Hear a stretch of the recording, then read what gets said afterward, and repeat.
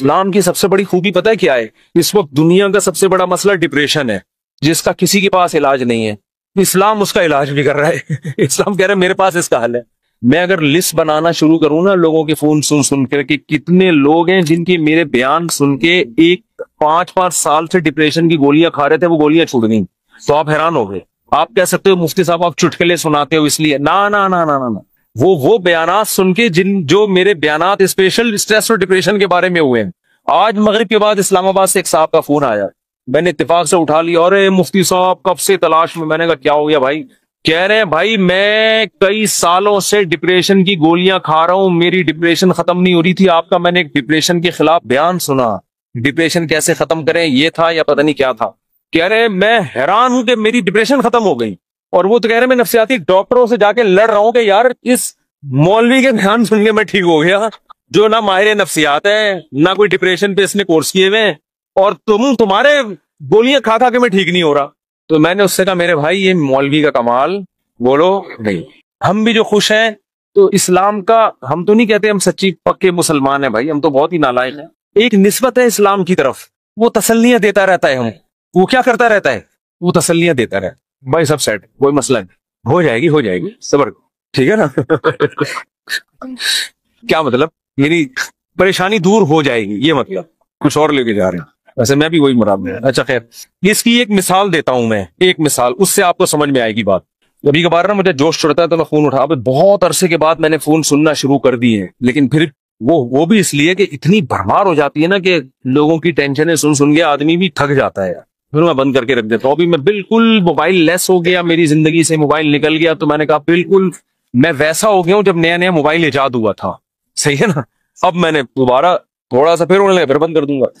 تو میں نے فون سنا تو کسی نے مجھے کال کر کے بتایا، ایک خاتون نے کہا کہ میرے ایک بچے اب بیمار پیدا ہوا معذور، دوسرا بھی اب مجھے دوبارہ ولادت ہونے والی ہے، میں اتنی ٹینشن میں ہوں کہ تیسرا معذور بچہ پیدا ہوں، اور ٹینشن سے میری حالت ایسی ہو گئی، میں گولیاں کھا رہی ہوں، یوں کر رہی ہوں، اور میں جناب وظیفے پڑھ رہی ہوں۔ اور پھر مجھے کہنے لگی میں نے رات کو اتنا لمبا وظیفہ پڑھ کے جب میں سوئی تو مجھے خواب آئے۔ میں نے کہا میں نے بہت سن لی، اب آپ خاموش ہو جائیں۔ وہ کہنے لگی میں رات کو سوئی، میں نے یہ والا وظیفہ ہے، مجھے ایک عامل نے بتایا، بزرگ نے بتایا یہ ہوا ہوا ہے، تو میں نے یہ والا وظیفہ، میں خواب، تو جیسے ہی خواب پہ پہنچی میں نے کہا اسٹاپ، میں نے کہا مجھے خواب نہ سنائے، آپ خوابوں کی دنیا سے باہر نکل۔ کہہ رہی مجھے کوئی وظیفہ بتا دیں۔ میں نے کہا میں آپ کو وظیفہ بالکل بھی نہیں بتاؤں، کیونکہ آپ کو یہ والا وظیفہ پڑھنے سے یہ والا خواب آ رہا ہے، دوسرے والے وظیفے سے دوسرا والا۔ جو آدمی پڑھا کے جب تھکاوٹ تو عجیب پھر خواب تو آتے ہیں۔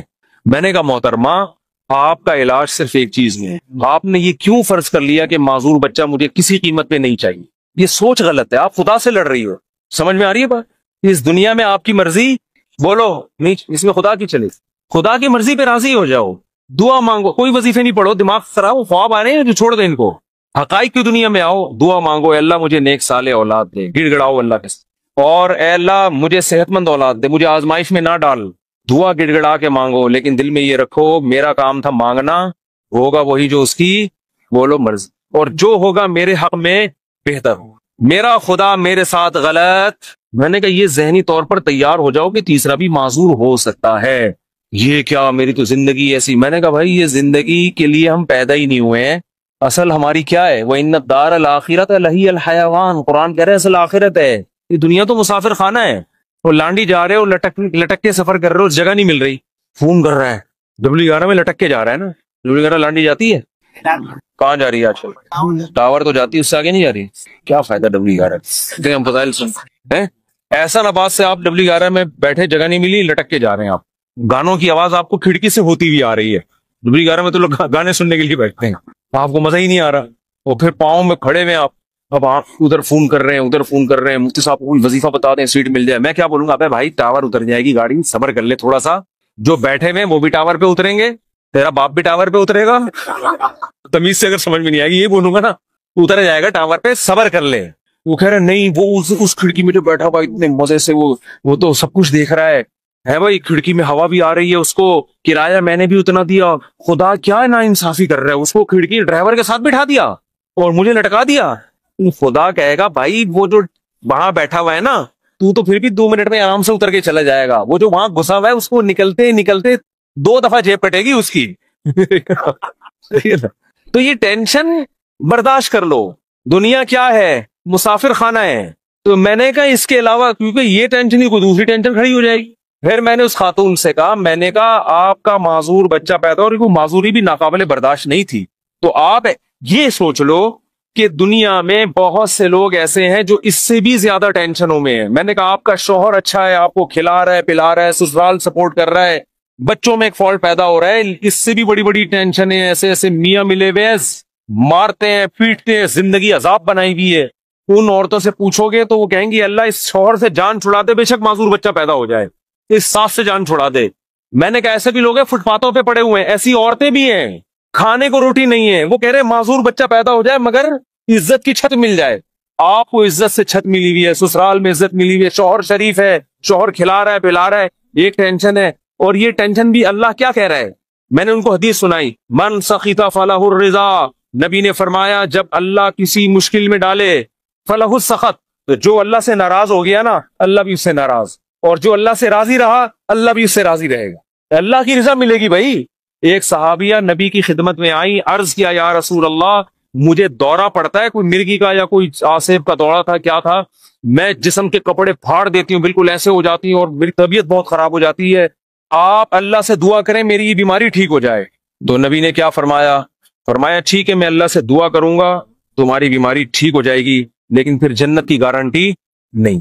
پھر جنت کی گارنٹی نہیں ہے. عمل ہے، اچھا عمل ہوا تو جنت، میزان کا ترازو بھاری ہو گیا، نہیں ہوا تو کیا جہنم. لیکن اگر تم اس بیماری پہ صبر کرو اور اس اللہ کی تقدیر پہ راضی ہو جاؤ، جنت کی گارنٹی.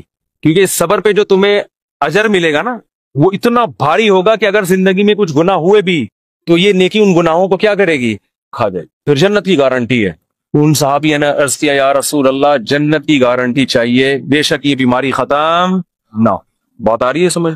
اب اس خاتون کو ڈپریشن کیا ہو گئی، یعنی جو صحابیاں تھیں ان کو ڈپریشن ختم، اس بیماری کو اسی میں گزارا کرنا ہے، اسی میں گزارا. اور جب انسان صبر کی ٹھان لیتا ہے تو قرآن کہتا ہے کہ اللہ کی طرف سے تسلیاں ملتی ہیں، تھپکیاں ملتی رہتی ہیں، اللہ بھی اس کا ہاتھ تھامتے ہیں. جیسے قرآن میں آتا ہے وَرَبَطْنَا عَلَىٰ قَلْبِهَا لولا ربطنا، کیا ہے ان کا عادت لتوبدی بھی لولا ربطنا علی قلبها. حضرت موسیٰ کی ماں نے جب اپنے بچے کو، بس یہ آخری بات کر کے بیان ختم کرتا ہوں، اپنے بچے کو صندوق میں ڈالا نا اللہ کے حکم پہ، تو قرآن کہہ رہا ہے موسیٰ کی ماں کا دل صبر سے کیا ہو گیا؟ خالی. لیکن اللہ کا حکم تھا اس کو صندوق میں ڈالو. اب ماں کیسے ڈالے بھائی اپنے ہاتھ سے، اور وہ بھی دریا کے حوالے. اور قرآن کہہ رہا ہے وہ صندوق گیا کہاں؟ فرعون کے گھر میں.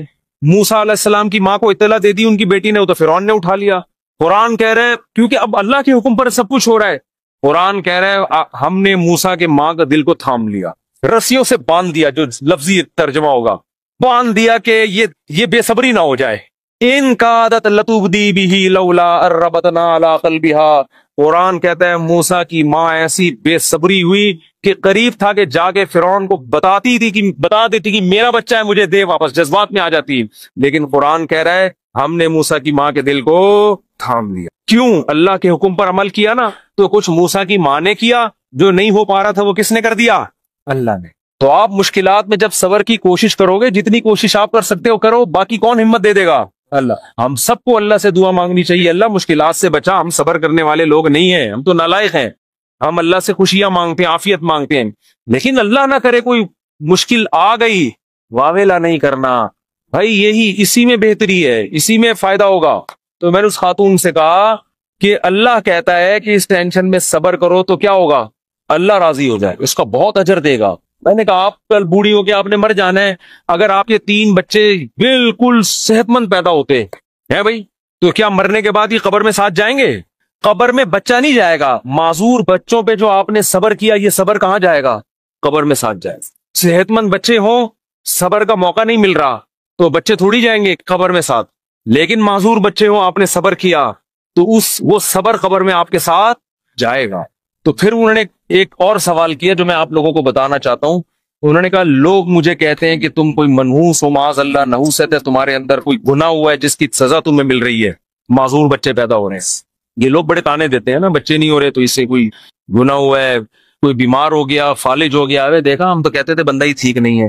میں نے ان سے کہا، میں نے کہا یہ بات لوگوں کی غلط ہے، اس کو نہ سنیں. ہاں توبہ استغفار تو ہر ایک کو کرنا چاہیے. اپنا اگر کوئی گناہ ہوا ہے تو اللہ سے توبہ کرے، معاف ہو جائے گا وہ.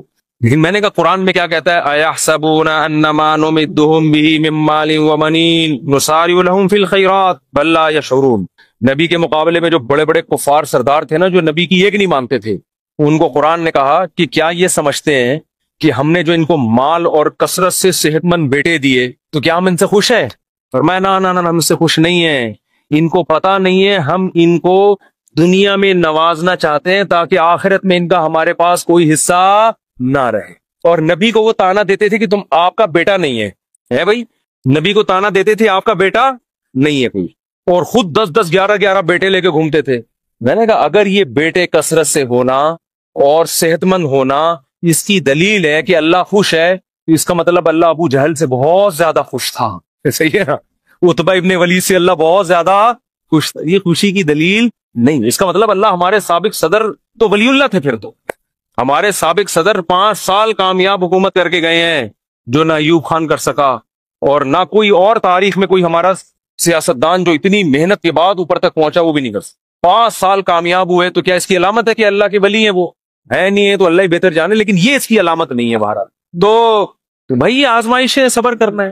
تو یہ تو اسلام ہی بتا رہے، اسلام کے علاوہ نفسیاتی ڈاکٹروں کے پاس تو اس کا علاج نہیں۔ اگر کوئی اچھا ڈاکٹر ہوگا تو وہ بھی قرآن و سنت ہی کا حوالہ دے گا آپ کو۔ دماغی بیماری ہے بھائی، گولیوں سے تھوڑی بہت کور ہو جائے گی، بچھڑا میں محبوب کا غم گولیوں سے ہلکا ہو جائے گا ہلکا۔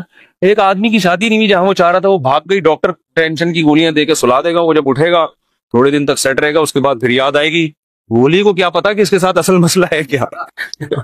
گولی کو کیا پتا اس کے ساتھ اصل مسئلہ، گولی کو تھوڑی پتا۔ وہ ٹینشن کی گولی تو سلا دے گی، تھوڑے کیمیکل اوپر نیچے کر دے گی، اس سے تھوڑا سا ریلیکس ہو جائیں گے آپ۔ پھر جب خیال آئے گا یار وہ پھر آئے گی تو پھر وہ ڈاکٹر پھر سلا دے گا آپ کو ٹیکا لگا کے۔ ڈاکٹر بےچارا وہ اپنی لحاظ سے صحیح کر رہا ہے، وہ کہہ رہا ہے میرے پاس تو یہ آپشن ہے، میری جب بھاگی تھی تو میں نے بھی یہی کیا تھا۔ یہی کہہ رہا ہے، یہ حل نہیں ہے۔ دماغ میں ٹینشن سے جو بیماری پیدا ہوئی ہے تو اس کا علاج کیا ہے بھائی؟ ٹینشن سے تو نکلو پہلے۔ آپ کو اچار کھانے سے گلا خراب ہوا تو اب گلا ٹھیک جب تک نہیں ہوگا جب تک پہلے اچار کھانا چھوڑو گے نہیں۔